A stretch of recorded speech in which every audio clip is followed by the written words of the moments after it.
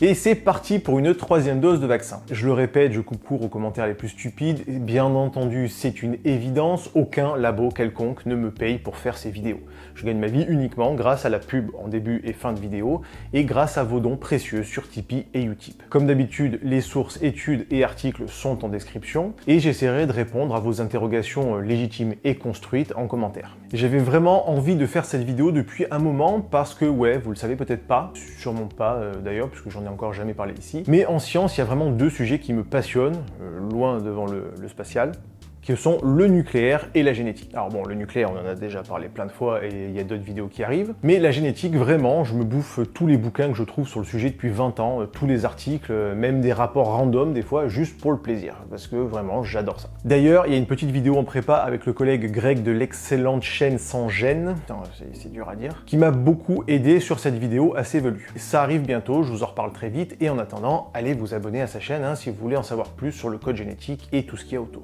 Donc voilà, première vidéo sur le sujet. Avec les interrogations sur les vaccins, la thérapie génique, je me suis dit que c'était l'occasion parfaite de me lancer. Pour ceux qui auraient loupé l'info, il y a pas mal de messages, de rumeurs qui tournent autour des vaccins ARN, qu'on dit être une thérapie génique, qu'on soupçonne de modifier ton ADN, etc. Et franchement, quand on dit aux parents, vous allez devoir vacciner vos mômes avec ce truc-là, effectivement, il y a de quoi claquer des miches. D'où on va modifier l'ADN des gamins pour des trucs, bon. Donc oui, non, c'est carrément légitime comme question. Bien entendu, malgré toute l'étendue de ma passion, cette vidéo a été relue et validée par des professionnels de la discipline. Greg donc, un docteur en génétique, et autres cités dans la description. Encore une fois, moi je suis vulgarisateur. Et je suis là pour expliquer de manière simple quelque chose de compliqué que des chercheurs ont créé. Je suis pas là pour créer du savoir. Pas la peine de m'expliquer que j'ai pas de diplôme, je le sais très bien, puisque c'est moi qui les ai pas passés, les diplômes. On fait juste pas le même métier. Mais avant de vulgariser, je m'assure toujours d'avoir pris les bonnes études, de les avoir bien comprises et de les expliquer sans erreur.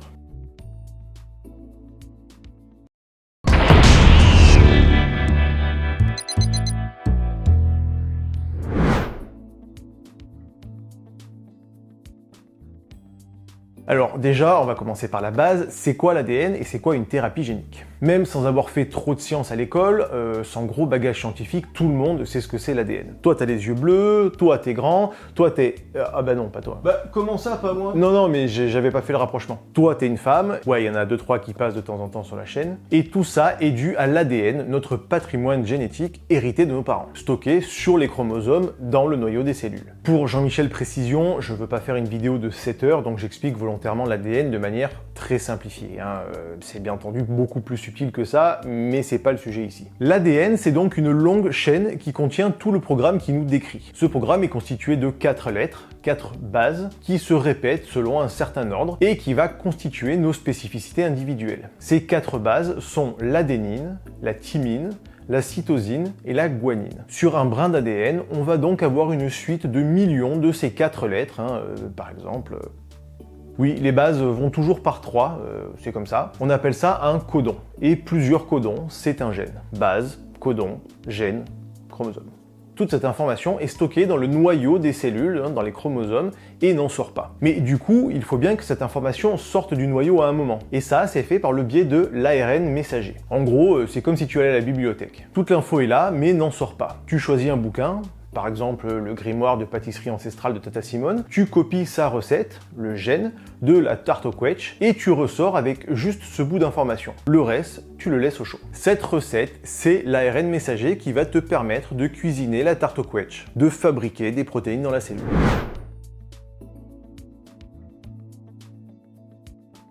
Les protéines sont des molécules qui ont des rôles très variés au sein du corps. Elles ont un rôle structural, qui fait qu'on est foutu comme ça et pas autrement, régénèrent les tissus musculaires, les veuches, les ongles, les poils, la peau, maintient la matrice osseuse et participe à de nombreux processus physiologiques, comme par exemple sous la forme d'enzymes digestives, l'hémoglobine, d'hormones ou encore d'anticorps. Ces protéines sont directement synthétisées par nos cellules à partir de celles apportées par la bouffe. Quand tu grailles une protéine, ton corps va la réduire en briques de base, puis la réassembler comme il veut en fonction fonction de tes besoins. C'est une sorte de Lego, ouais. Et ton ADN a le plan de toutes ces protéines. Selon les différentes cellules, on va extraire des brins d'ARN différents, différentes notices ou recettes, qui vont fabriquer des protéines spécifiques à tel ou tel organe. Foie, poumon, cœur, moelle osseuse. À partir du même ADN, les cellules vont fabriquer des protéines différentes. Le vaccin, lui, va donc imiter ce processus naturel en injectant dans nos cellules musculaires quelques microgrammes d'ARN. Voilà, au lieu de venir du noyau de la cellule, la recette de la tarte au quetch vient d'une fiole. Mais c'est la même chose. Les cellules, comme d'hab, vont recevoir cette information et fabriquer une nouvelle protéine.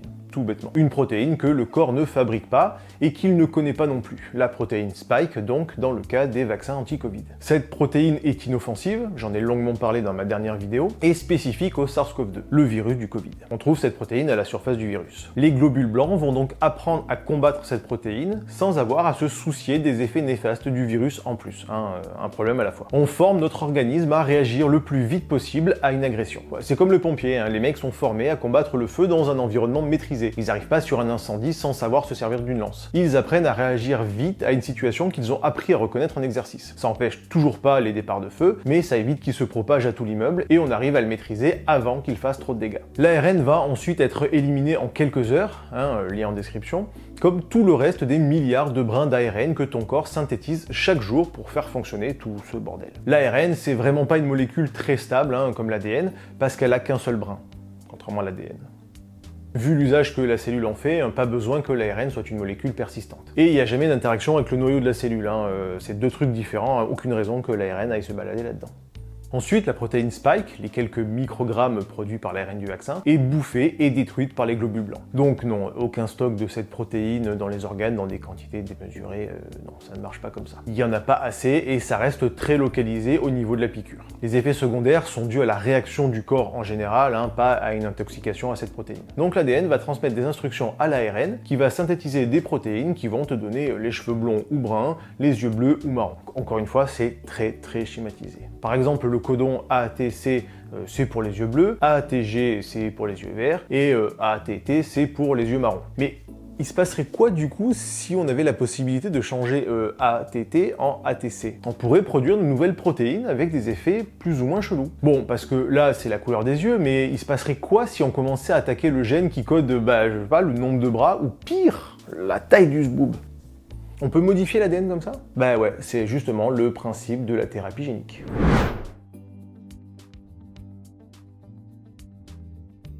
Bien, donc un gène va s'exprimer via l'ARN qui va lui-même être traduit en protéine. Protéine qui va faire pousser les ongles, donner les yeux bleus ou définir la taille du zboob donc. Seulement voilà, parfois certains gènes sont défectueux. Ils vont envoyer des instructions qui vont être traduites en mauvaises protéines, voire pas produire du tout les protéines nécessaires au bon fonctionnement de l'organisme. C'est ce qu'on appelle une maladie génétique. Et depuis les années 90, on développe des techniques pour pallier ou réparer ces problèmes génétiques. Ce sont les thérapies géniques. Dictionnaire des rimes, page 27, rime en hic. Il y a plusieurs familles de traitements. On va pouvoir soit aller modifier l'ADN directement dans le noyau des cellules, soit donner la notice pour créer les bonnes protéines grâce à l'ARN. Certains médicaments sont en effet des thérapies géniques à ARN messager, comme le Glibera par exemple, le premier médicament du genre. Il aide l'organisme des malades à synthétiser une enzyme qui lui fait défaut. L'ADN du patient n'a pas les bonnes instructions dans son code. Donc d'un certain côté, cette technique peut être confondue avec le principe des vaccins anti-Covid. Mais la comparaison s'arrête là. Vraiment. Le vaccin injecte une toute petite quantité d'un code ARN précis qui va produire une protéine. Une thérapie, elle, va modifier l'ARN des malades pour qu'il crée ensuite la bonne protéine. On est sur deux technologies radicalement différentes. La finalité n'est absolument pas la même. Dans le cas du vaccin, on va créer une toute petite quantité de protéines inutiles et neutres pour nous pour apprendre aux globules blancs à se défendre. Dans le cas d'une thérapie, on va attraper l'ARN défectueux et le modifier pour que des cellules fabriquent bien la bonne protéine essentielle à notre survie. Vous avez bien entendu l'article complet de l'INSERM dans la description pour en savoir plus. Et autre toute petite énorme différence entre le vaccin et une thérapie génique, en vrac, une thérapie au Glibera par exemple, c'est 40 injections en 12 semaines et un tarif qui coûte juste la peau des coudes, 1 million d'euros. Et une efficacité toute relative. Deux mondes. La différence entre le vaccin et une thérapie génique, c'est même pas la différence entre Las Vegas et Vierzon, c'est la différence entre Las Vegas et une séance d'abdos fessiers. L'autre grand principe de cette thérapie, c'est d'aller modifier un gène directement dans l'ADN. Un gène déficient qui ne remplit pas son rôle. Un ou plusieurs gènes qui font chier.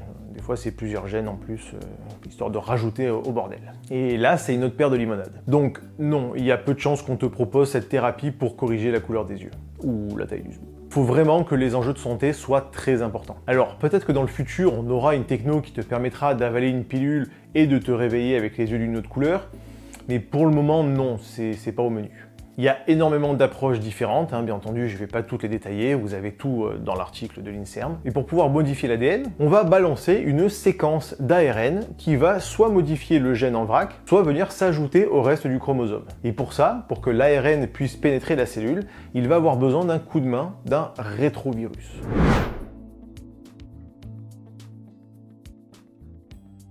Et c'est là qu'on va comprendre le lien entre ARN et modification de l'ADN. Un rétrovirus, ça fait partie de la catégorie des virus à ARN. On en a parlé vite fait dans cette vidéo, avec toutes les familles de virus. La capsule du virus contient de l'ARN messager, une enveloppe, quelques protéines et ses marques. La particularité des ARN de rétrovirus, c'est qu'ils codent entre autres pour une enzyme qui s'appelle la transcriptase inverse. Et cette enzyme, la transcriptase inverse, elle est terrible car elle permet de retranscrire l'ARN viral en ADN viral. Et c'est cet ADN là qui va ensuite venir s'intégrer à ton génome. C'est pour ça que c'est une vraie saloperie les rétrovirus, parce qu'après, ta cellule continue à lire l'ADN viral comme si c'était le sien, à générer des ARN viraux et donc des protéines virales pour reformer des petits virus qui vont continuer à se répandre dans ton organisme. Mais inversement, si on modifie l'ARN du virus originel, histoire qu'il code pour des trucs qui sont vraiment bons pour nous, et ton organisme va intégrer ces gènes à son ADN et se mettre à produire ça. Voilà le principe. Donc oui, il y a bien des thérapies géniques qui modifient ton ADN. Oui, ça marche à base d'ARN libéré dans la cellule. Par contre, les vaccins ARN ne contiennent pas de transcriptase inverse et la séquence d'ARN ne code pas non plus pour cette enzyme. Donc l'ARN du vaccin ne peut pas se transcrire en ADN et on a vu que l'ARN tout seul se dégrade hyper vite.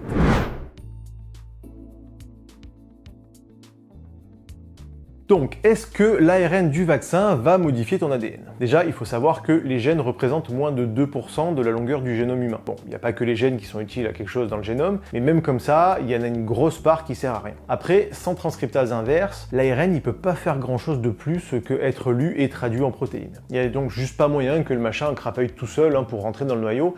Et même, qu'est-ce qu'il irait bien foutre là-bas? L'ADN laisse pas rentrer un brin d'ARN comme ça. Et en plus, les deux molécules n'ont pas le même nombre de brins. Donc non, là, même Christopher Nolan, tu lui sors un truc pareil, il va te dire « Attends garçon, tu te fous de ma gueule avec ton scénar pas crédible là ». Donc non, ça n'arrivera pas. Est-ce que si tu jettes un tas de cailloux en l'air, ça va te faire un château en retombant? C'est pas totalement impossible. Est-ce que tu as une chance de gagner au loto 2 fois d'affilée? Ça serait malhonnête de dire qu'il y a 0 chance mathématiquement pour que ça arrive. C'est pas exclu. Mais en effet, dans la réalité, non.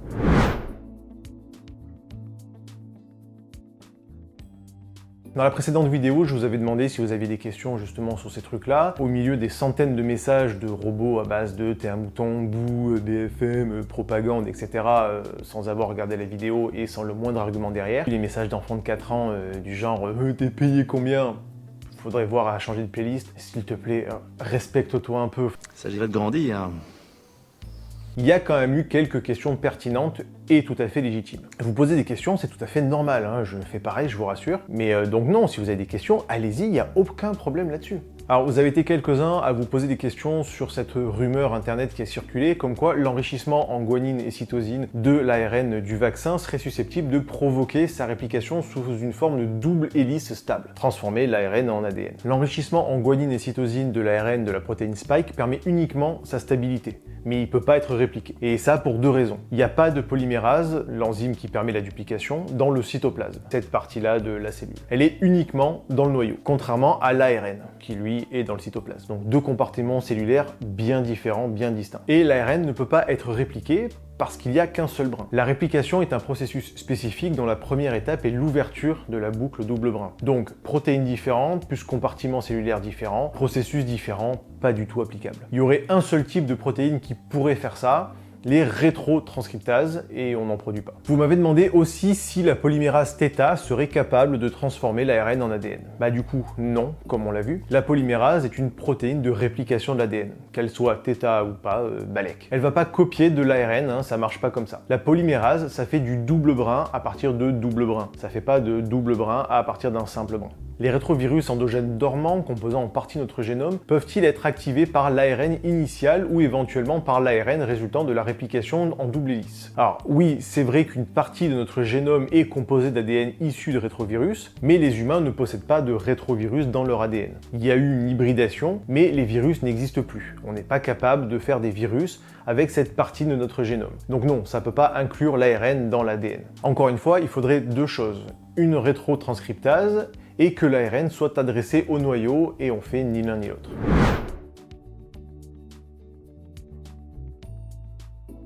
Bon, j'espère que vous n'avez pas trop fumé du cerveau, c'était un poil technique là, mais au moins les questions sont répondues. Bon, donc du coup, si tu veux quelque chose qui change vraiment ton ADN, il y a 2-3 trucs dans la vie de tous les jours, voilà quelques exemples.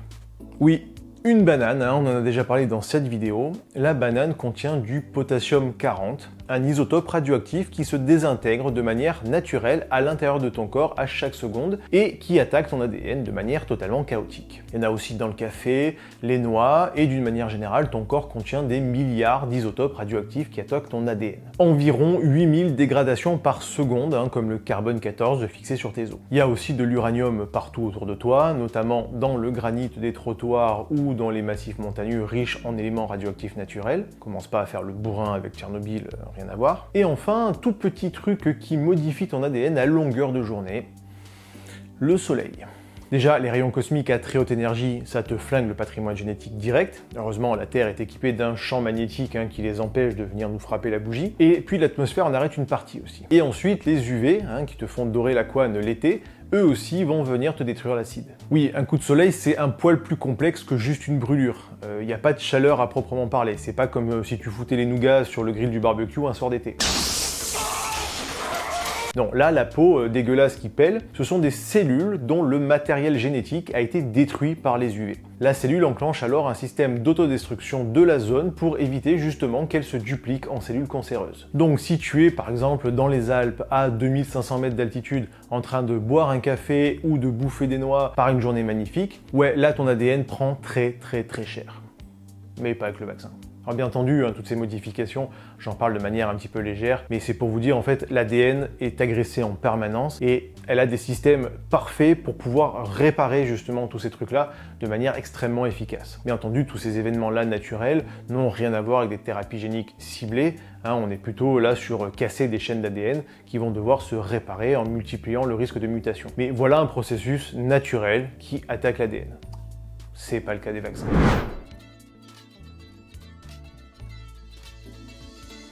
Pour les coups rageux en deux mots qui ont tenu jusqu'ici et qui doutent de la légitimité de cette vidéo, c'est vrai, en quoi mes liens seraient plus légitimes que les posts Facebook ou les interviews de professeur machin ou docteur truc. Promis, je vous explique tout les 2 prochains dimanches qui arrivent, le matin à 11h. Merci à mes relectrices que j'ai bien gonflé avec cette vidéo, mais c'était super important que tout soit vraiment ultra carré sur un sujet aussi complexe. Vous pouvez soutenir notre travail sur Tipeee et Utip, comme j'ai dit en début de vidéo. Oui, j'ai un budget bière et pizza conséquent pour les remercier tous. Et puis voilà, abonne-toi et n'oublie pas que le génie est partout.